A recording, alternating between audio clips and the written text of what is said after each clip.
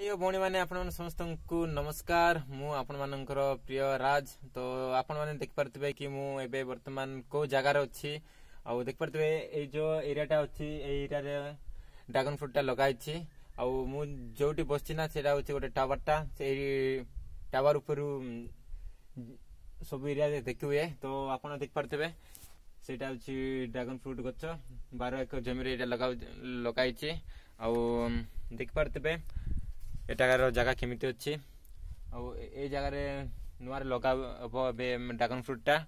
तो एबे तो फल धरनी जून जुलाई रे धरे बोधे। तो आपण माने मोर ब्लॉग रे अपडेट दियंतु ताले मु आपण को देखेबी को मास रे हुए आ केमिति सब करा हुए।